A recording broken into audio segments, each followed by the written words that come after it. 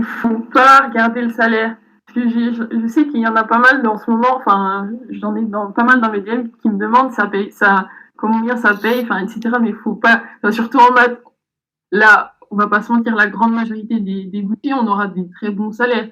Donc, peut-être pas à la sortie directement, mais 2-3 ans, on sera tous bien payés. Alors, faut surtout pas prendre le salaire comme objectif, surtout pas quand t'es en L2, quoi.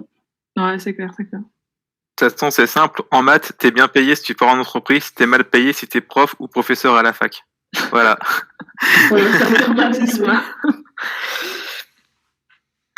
Justement, alors avant qu'on passe à Florian et à Chay sur des conseils aussi que vous aurez à donner à des étudiants, on fait peut-être une petite parenthèse sur les salaires puisqu'on a commencé à aborder ce sujet. Mis à part la distinction public-privé, est-ce que vous avez une idée des fourchettes globales? Oui. Juste, même dans le public, la plupart des postes, c'est relativement bien payé. Hein. À part si t'es dans la recherche, bien sûr, dans la recherche publique, là, tu seras mal payé. Mais hors ça, c'est quand même bien payé. Pour moi, de ce que je connais dans le privé, finance, les salaires en sortie, quand on réussit à faire du quant, c'est aux alentours de 40 000 en venant de l'école. Et avec un master en plus, ça va être plus tout de suite du 55 000. Dans la data science, ça dépend totalement de là où tu es embauché, mais ça peut aller de 35 000 à 75 000 chez Amazon. Et dans le signal, par contre, c'est considéré comme prof, hein, c'est très peu. Donc ça, c'est en France. Ça, c'est en France. Donc voilà. À l'étranger, ça monte beaucoup plus haut. Voilà, c'est ça.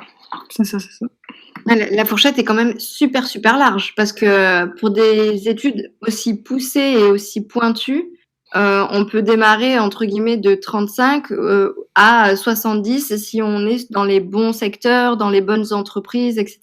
C'est ça. Exactement. Complètement. Sans trop forcer à trouver un travail en plus. Et je vois 40K, c'est peu dans le chat. 40K, c'est énorme. Déjà. Et 40K, c'est plus de 3 000 euros par mois. C'est waouh. À la sortie d'études, c'est c'est quelque chose. En fait, les quants, ce qui se passe, c'est qu'ils sont. Je continue sur le chat. Ce qui se passe, c'est que les quants, ils sont payés plus au bonus. Au bonus. Donc 40K pour en junior, en quant, c'est vraiment énorme. Et souvent, ils peuvent toucher jusqu'à 2 fois leur salaire en bonus. Ok, d'accord. Mais c'est vrai que, alors pour rejoindre un peu les réactions sur le chat, moi pour des études aussi poussées en fait, parce que vraiment vous êtes des cracks en fait, hein, c'est sur vous que tout repose dans le monde de la finance. Moi je m'attendais quand même à beaucoup plus, vu le stress que ça occasionne et vu toutes les responsabilités que vous prenez, quoi. Mais il y a des bonus après, qui sont vraiment énormes. Comme l'a dit Diane, c'est vraiment les salaires en sortie. Donc ils sont totalement changeants au bout de 3 ans. Au bout de 5 ans, c'est plus du tout la même chose. Ça dépend totalement des personnes, de leur implication, etc. Ouais. Parce que... pardon. Non, je t'en prie, vas-y. Parce que 40K, c'est...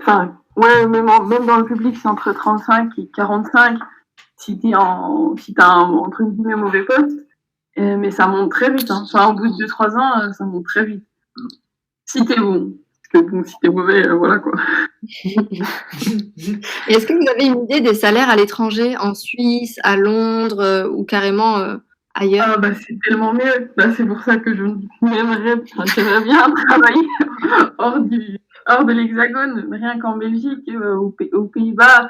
Tu peux prendre entre 35 et 45% de plus en sortie. Si t'es fort, toujours.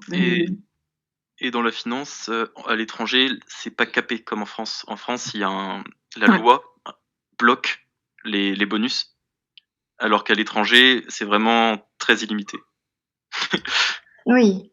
Ouais. Et à l'étranger, je veux dire, même les pays frontaliers, ça peut être vraiment de bonnes opportunités. Enfin, moi, je sais la Belgique. Luxembourg, Suisse, voilà, exactement, le Luxembourg. Je suis pas très loin de Luxembourg et je sais qu'il y a beaucoup d'opportunités, même pour les jeunes diplômés. sans trop d'expérience et avec des salaires bien plus conséquents qu'en France. Même que ceux qu'il y a à Paris, en fait.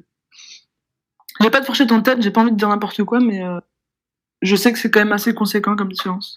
Ouais, je vois des commentaires dans le chat. Un salaire avec quelques années d'expérience en data science à Luxembourg, c'est environ 120K en banque, par exemple. Après, on a d'autres commentaires. De data scientist en banque. Il y en a de moins en moins. Moi, par exemple, je sais que, à l'annonce aux journées première journée du master, ils nous ont dit que c'était de moins en moins en banque et de plus en plus soit en entreprise spécialisée en data analyse ou data science, hors le public, que banque et finance. Ok, ouais, donc encore une fois, comme sur beaucoup de secteurs, ça dépend du pays, de votre niveau, de votre progression, est-ce que vous êtes bon ou pas, et j'imagine aussi peut-être de votre formation, des écoles dont vous sortez. Un peu. Allez, Mais je ouais. pense que c'est beaucoup moins que d'autres secteurs. Je pense. Oui, largement. Je veux dire, par exemple, la concurrence des écoles de commerce, je pense qu'il n'y a pas cette concurrence-là en master, en tout cas de maths appliquées. Cette concurrence, elle existe pour les écoles d'ingénieurs. Oui, ouais, c'est vrai. Elle existe totalement. Ça veut dire que en école d'ingénieur, il y a vraiment un nom d'école. Les gens, ils seront beaucoup plus repérés par rapport au nom de leur école que par rapport à leurs compétences réelles. Alors ouais, c'est vrai, c'est vrai. À la fac, on entend moins parler de telle fac est plus prestigieuse que telle fac. Alors qu'en école, vraiment, c'est impressionnant. On en entend parler tous les jours.